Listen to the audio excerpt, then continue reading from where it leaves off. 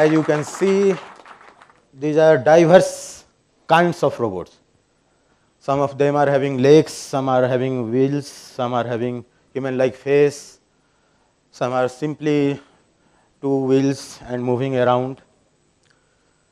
This diversity of robot is a journey of robots starting from being isolated in an environment, being a platform for like a research or just experiment, and now going into our society and being part of us. So generally I used to talk about robotics, AI, science, technology. Those are the topics which I like a lot, but today I have decided to talk about us, about human. And this is the topic I love to talk about. And that change is very important, and today I really want to trigger within you that change in perspective. Start thinking just one thing which you would like a robot to do for you, or for your loved one, or for a purpose which you are concerned about, or you feel connected with.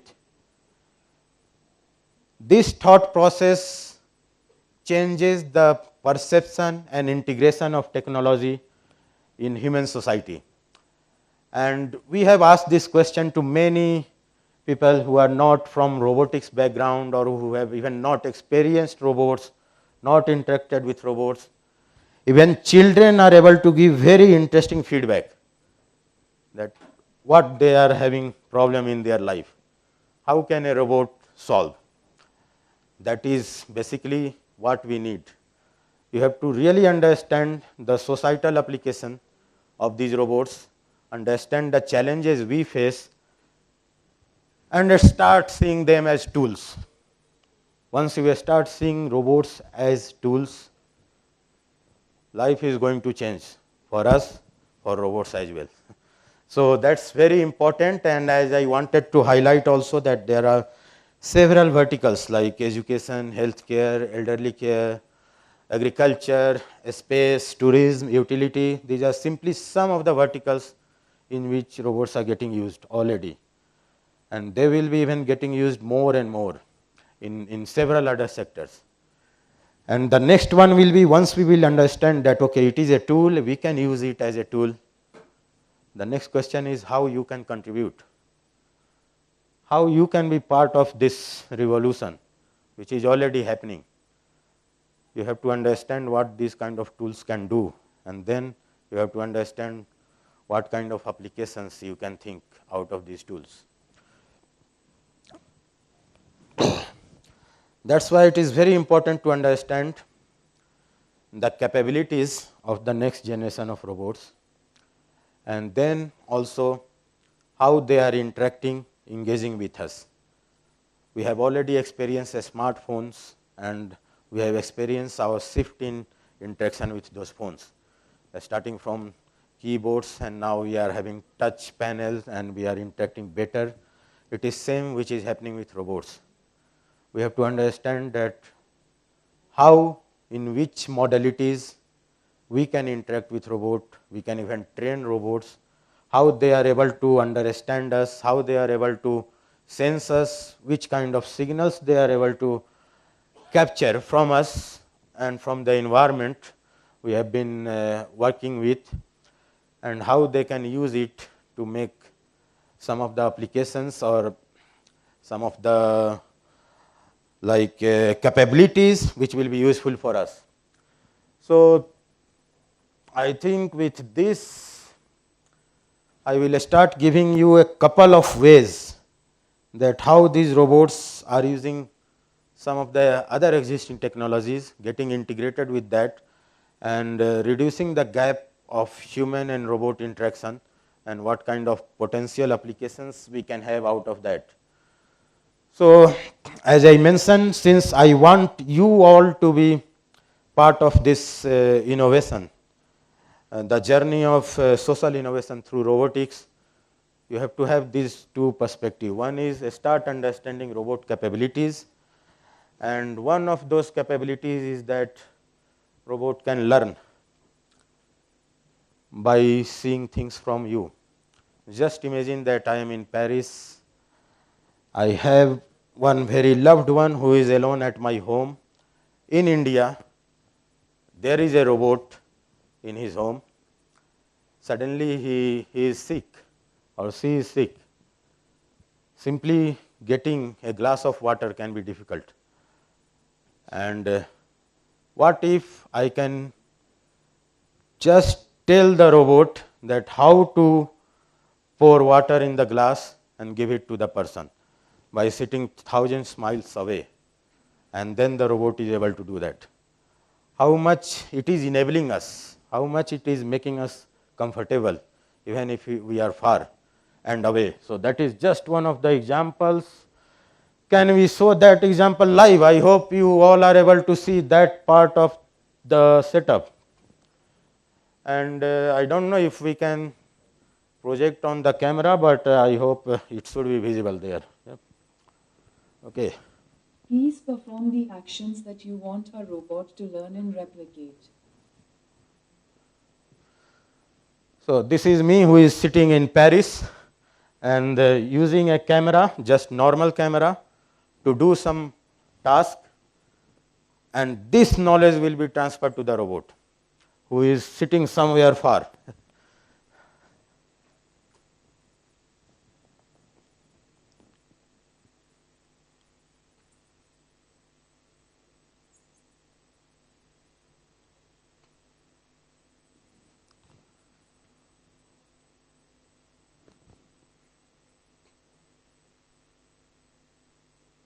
Do you want to execute the predicted sub-actions? So what you are saying is that robot has understood the actions behind the task and the meaning about that, and now it has transferred to the robot in India at home, and the robot is performing the task, if you will see, and this is what the robot is seeing.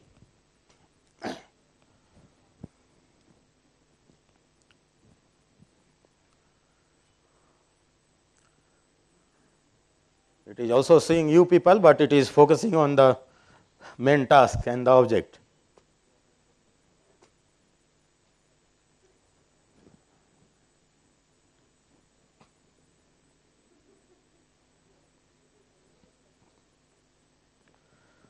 So it took the bottle, that is good.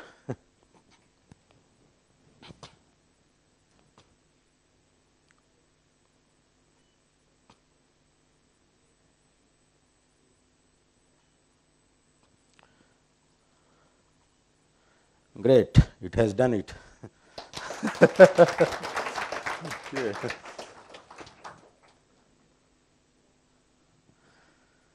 And now this was my friend who was at home alone.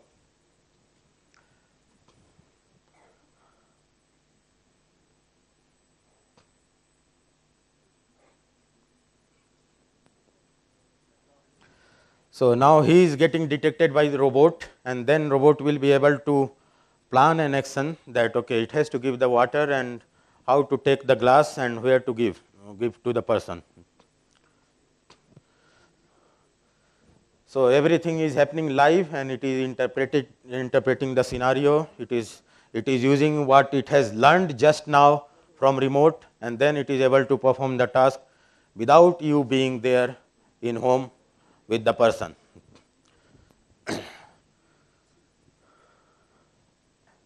So it has performed the complete task, as you can see. It has learned just now, and then it is able to do the task. But still, as I told, these type of things are evolving, and with time it will be more matured, more intelligent, and more useful. But this is one way of human and robot interaction, where we are trying to achieve something which was not feasible earlier, and that's where we have to start shifting our perspective. The next thing is that once you have changed your perspective and you have started to understand the capabilities, you will have to understand the needs. That's what I was telling. And one need can be that physically helping a loved one, which I told already. So this is where you have to bring the innovative solutions. That solution is that, okay, how we can have the personalized assistance always at home. And this is one of the videos which was just using the same kind of solution, but we can start training and teaching the robot to why not it can be working as a robot nurse somewhere where simple kind of task can be done by robot and more critical task will be done by the human nurse to assist and focus on more important aspects. And then you can teach also to clean like this. You see how easy it will be going to be, and then it can have also mobility. So I don't know if you will be able to see this video, but it is just in this corner where these robots can move around, and you can also teach that how to navigate, how to move, and then perform different kind of tasks. So this is one interaction capabilities which I wanted to tell. Now what I say that if robots can start capturing your thoughts, scary, but can be useful as well. Can we have this part of the demo, very quick one? So just look at that graph. He is now going to a meditative state, hopefully, and the graph is completely coming different. So this is the way you start to understand that there is something which is getting emitted from your brain when you are thinking or you are doing some kind of physical activities, and how to use artificial intelligence to model all these kind of signals, all these kind of different input, and then use it to convert into commands. And those commands can be given to the robots to control the robot from your thought. So can you show some interesting things or try to blink your eyes or raise your hand? You see the difference.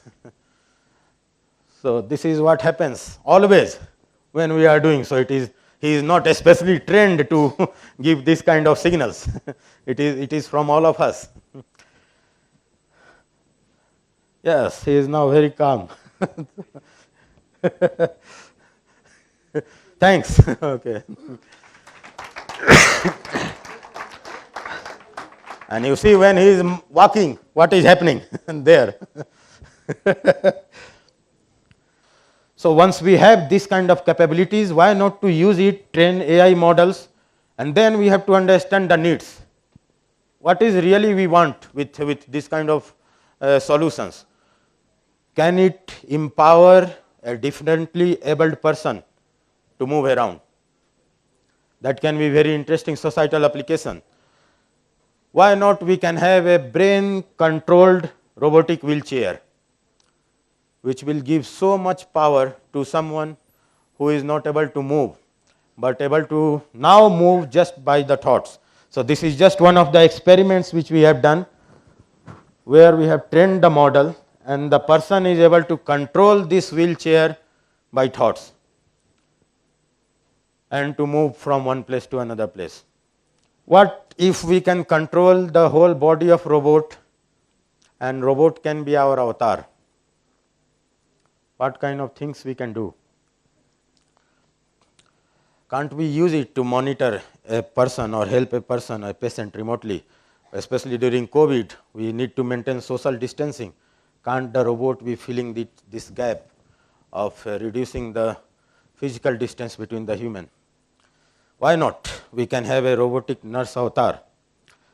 On the right, the person is sitting remotely, controlling the whole body of the robot, which you can see here, and even the emotion of robots, the facial expression of robots, what robot is saying, everything is just transmitted from this person to the robot, and the robot is serving as the avatar, the remote presence of the human in front of other human to do whatever is needed. And this is also one of the examples where we should start thinking what else it can do. this thing, I don't know if you are able to see, but what I wanted to say is that a differently abled person will be able to get a job which he or she might not be able to do otherwise. And it is already happening. Robots are enabling people to do jobs sitting from home and using the robot body and doing many things in the outside of world. So start thinking from that perspective, that what is the gap and what we can use these robots to do. And that's what I want to tell you, that we are empowered to really tell robots how to do, what to do, and what are the good things. And we can go to next level. Why not we can send robots to do big infrastructure building in outer space or in other planets? Power is one of our requirement. We need endless power. Can we build big power station in outer space where sending human will be very difficult? Why not? We can have robots there which can be servicing in space and doing lots of assembly, maintenance kind of task, and if needed, they can be controlled by also human on ground, and they will have their artificial intelligence to be autonomous. This is just simply one of the prototypes where these robots are inspired by monkeys, because in space there is no gravity to hold. So monkeys, they have to hold things, and at the same time they should be able to perform different tasks. So this is also one of the next revolution which is happening in this domain. So this will be my concluding slide. What is happening is that never before in the history of any technological revolution, things have been moving so fast, and different kind of technologies have been coming together in a unprecedented manner. And these technologies are not only coming together like robotics and AI, but also they are getting integrated faster with society. So the future is not only about intelligent robots. It is about intelligent humans who are not afraid of robots, and they are using robots as tool to create a better world, in the sense that a healthier, happier, more sustainable and fulfilling the dreams. I have many examples about this aspect of dreams which are not getting fulfilled because we are really overtaken by lots of responsibilities in our life. I will stop here with this message, and hopefully we will reconnect again. Thanks. Okay. Okay.